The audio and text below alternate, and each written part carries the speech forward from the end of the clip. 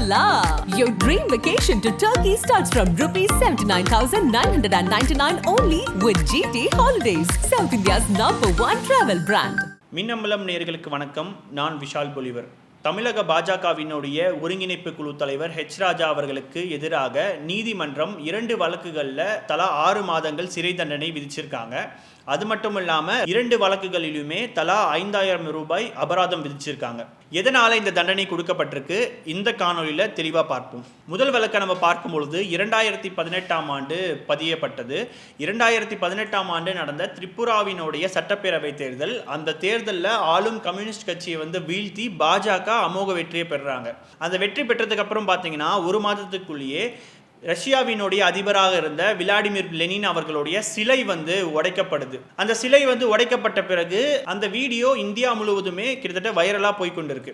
அந்த வீடியோவை ராஜா அவர்களுடைய சமூக வலைத்தளமான ட்விட்டரில் பதிவிட்டு இன்னைக்கு லெனின் சிலை உடைக்கப்பட்டது மாதிரி நாளைக்கு பெரியார் அவர்களுடைய சிலை உடைக்கப்படும் அப்படின்றத அவர் பதிவிட்டிருந்தார். பதிவிட்ட உடனே பார்த்தீங்கன்னா பல்வேறு விதமான கண்டனங்கள் வந்ததுக்கு அப்புறமா அந்த பதிவுன்றது நீக்கப்படுது. அதன் பிறகு ராஜா அவர்கள் செய்தியாளர்களை சந்திக்கும் பொழுது என்ன சொல்லியிருந்தார்னா, அது நான் போடலை, என்னுடைய அட்மின் போட்டது அப்படின்றத சொல்லியிருந்தாரு. அந்த வார்த்தையை சொன்னதுக்கு அப்புறம் பார்த்தீங்கன்னா அந்த அட்மின் போட்டாங்க அப்படின்ற அந்த ஒரு விஷயம் சமூக வலைத்தளங்களில் ட்ரால் மற்றும் மீம் மெட்டீரியலாகவும் மாறிடுச்சு.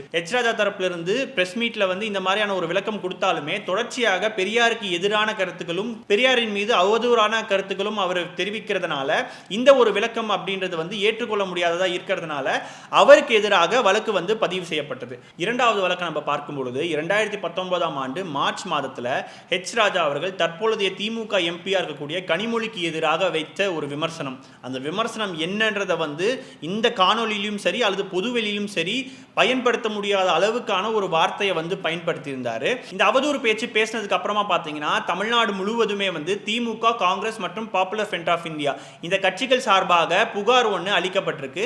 இறுதியாக ஈரோட்டில் இருக்கக்கூடிய கருங்கம்பாளையம் காவல் நிலையத்தில் வழக்கு பதிவு செய்யப்பட்டது. இந்த வழக்கு பதிவு செய்யப்பட்டதுக்கு அப்புறமா பார்த்தீங்கன்னா ராஜா தரப்புல சென்னை உயர்நீதிமன்றத்தில் ஒரு வழக்கு தாக்கல் செய்யப்படுது. அது என்னன்னா, தன் மீது போடப்பட்ட இந்த வழக்கை ரத்து செய்ய கோரி அவர் மனு அளிச்சிருந்தாரு.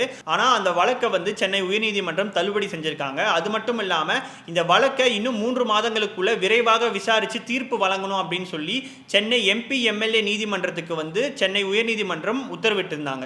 அதுக்கப்புறம் தான் இந்த வழக்கு சென்னையில் இருக்கக்கூடிய எம்பி எம்எல்ஏ சிறப்பு நீதிமன்றத்துக்கு முன்னாடி விசாரணை நடைபெற்றுக் கொண்டிருந்தது. இதுக்கப்புறமா சென்னை எம்பி எம்எல்ஏ நீதிமன்றத்தில் ராஜா தரப்பிலிருந்து ஒரு மனு ஒன்று கொடுக்கப்படுது. அது என்ன அப்படின்னா, பெரியாரினுடைய சிலையை உடைப்பேன் அப்படின்னு சொல்லி எந்த விதமான ஆதாரம் இல்லை அப்படின்னும், கனிமொழிக்கு எதிராக நான் தெரிவித்த கருத்துன்றது அரசியல் ரீதியான கருத்துக்கள் தானே தவிர தனிப்பட்ட ஒரு கருத்துக்கள் இல்லை அப்படின்றத ராஜா தரப்பிலிருந்து சொல்லியிருந்தாங்க. அதை தாண்டி கனிமொழி தரப்பிலிருந்து எந்த விதமான புகாரும் அளிக்கப்படலை, ஒரு தனிநபர்ல இருந்து தான் இந்த வழக்கு கொடுக்கப்பட்டிருக்கு அப்படின்றத அவங்க சொல்லியிருக்காங்க. ஆனால் இதை எதையுமே நீதிமன்றம் ஏற்றுக்கொள்ளல.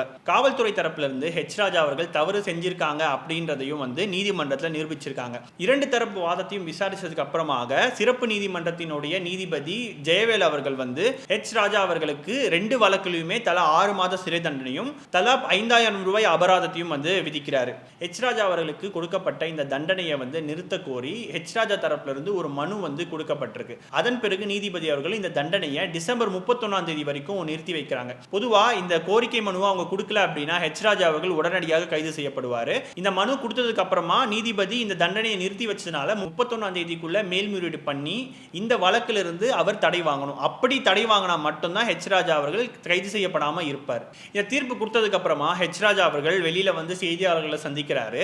அப்போ செய்தியாளர்கள் ஒரு கேள்வி கேட்கிறாங்க, உங்களுடைய மனநிலை எந்த மாதிரி இருக்குன்னு சொல்லி. அப்போ அவர் சில பதில்களை சொல்லியிருக்காரு. அது என்னன்னா, இது முழுக்க முழுக்க அரசியல் பழிவாங்கும் நடவடிக்கை. சித்தாந்த எதிரிகளுக்கு எதிராக தொடர்ச்சியாக வழக்க போட்டுக்கிட்டே இருக்காங்க. என்னோட வழக்கறிஞர்கள் மூலமாக சட்ட நடவடிக்கை தொடர்ச்சியாக நடைபெற்றுக் கொண்டே இருக்கும் அப்படின்றதையும் சொல்லியிருக்காரு. இதை தாண்டி எனக்கு எந்த விதமான கவலையும் இல்லை, கடந்த 60 வருஷமாக என்னோட சித்தாந்தத்துக்காக நான் போராடிக்கிட்டே இருக்கேன் அப்படின்றத சொல்லியிருக்காரு. ஆனா செய்தியாளர்கள் ஒரு கேள்வி கேட்கிறாங்க, நீங்க கனிமொழி அவர்களுக்கு எதிராக பேசியது அவதூறு கிடையாதா அப்படின்னு சொன்னதுக்கு இது அவதூறே கிடையாது அப்படின்றத அவர் சொல்லியிருக்காரு. ஆனா ஒட்டுமொத்தத்தில் நம்ம பார்க்கும் பொழுது இந்த தீர்ப்பு வழங்குவதன் மூலமாக தமிழ்நாட்டில் ஒரு மாற்றம் நடப்பதற்கான வாய்ப்புகள் இருக்குது. அது என்னன்னு பார்க்கும்பொழுது தமிழ்நாட்டினுடைய அந்த அரசியலில் பயன்படுத்தக்கூடிய அந்த வார்த்தைகள் அப்படின்னு நம்ம எடுத்துக்கிட்டோம்னா ரொம்பவே ஒரு நாகரிகமான ஒரு வார்த்தையாக தான் நம்ம பயன்படுத்திட்டு வரோம். உதாரணத்துக்கு சொல்ல போனோம்னா பொய் சொல்கிறாங்க அப்படின்ற அந்த வார்த்தையை கூட பொதுவெளியில் யாரும் பயன்படுத்த மாட்டாங்க. சட்டமன்றத்தை பயன்படுத்தினாவே பார்த்தீங்கன்னா அது வந்து அவை குறிப்பிலிருந்து நீக்கப்படும். இதே திமுகவினுடைய அமைச்சராக அந்த மனோ தங்கராஜ் அவர்கள் சட்டமன்றத்தில் பொய் சொல்கிறாங்க, ஒன்றிய அரசு பொய் சொல்கிறாங்கன்ற வார்த்தையை வந்து சபாநாயகர் அப்பாவு அவர்கள் நீக்கியிருக்கார். அப்போது தமிழ்நாட்டினுடைய அந்த பாரம்பரியம் அப்படின்றது வந்து அந்த வார்த்தை பிரயோகங்கள் வந்து ரொம்ப நாகரிகமாக இருக்கும். அப்படி இருக்கக்கூடிய சூழலில் இந்த மாதிரியான பேச்சுக்கள் வந்து நிறுத்துறதுக்கு இந்த நீதிமன்ற தீர்ப்புகள் ஒரு உதவியாக இருக்கும். எப்படி கஸ்தூரி அவர்களுக்கு வந்து ஜாமீன் நிராகரிக்கப்பட்ட பொழுது நீதிபதி ஆனந்த் வெங்கடேஷ் அவர்கள் ஒரு விஷயத்தை வந்து குறிப்பிட்டிருந்தாங்க. அது என்னன்னா, தெலுங்கு மக்களுக்கு எதிராக கஸ்தூரி பேசிய இந்த பேச்சு, இந்த வழக்குக்கு நான் அவங்களுக்கு ஜாமீன் கொடுத்தேன் அப்படின்னா எதிர்காலத்தில் பல்வேறு விதமான மக்களுக்கு எதிராக பேசப்படக்கூடிய பல்வேறு வழக்குகளுக்கு இது ஒரு முன்னுதாரணமாக போகும் அப்படின்னு சொல்லி கஸ்தூரிக்கு ஜாமீன் கொடுக்கறத வந்து நிராகரிச்சிருக்காங்க. அப்போ ஹெச் ராஜா அவர்களுக்கு வழங்கப்பட்ட இந்த தீர்ப்பின் மூலமாக எதிர்காலத்தில் எந்த அரசியல் தலைவரும் வேறு ஒரு அரசியல் தலைவரை இந்த மாதிரி கொச்சையாக பேசுவது தவிர்க்கப்படும் அப்படின்றத நம்ம எதிர்பார்க்கலாம். ஹெச் ராஜா அவர்களுடைய இந்த வழக்கு குறித்து உங்களுடைய கருத்துக்கள் என்னன்றதை கீழே கமெண்ட் செக்ஷனில் சொல்லுங்க. தொடர்ந்து இணைந்திருங்கள். இது உங்கள் மின்னம்பலம். நான் விஷால் பொலிவர். நன்றி, வணக்கம். Hola! Your dream vacation to Turkey starts from ₹79,999 only with GT Holidays, South India's #1 travel brand. மின்னம்பலம்.com தமிழின் முதல் மொபைல் பத்திரிகை.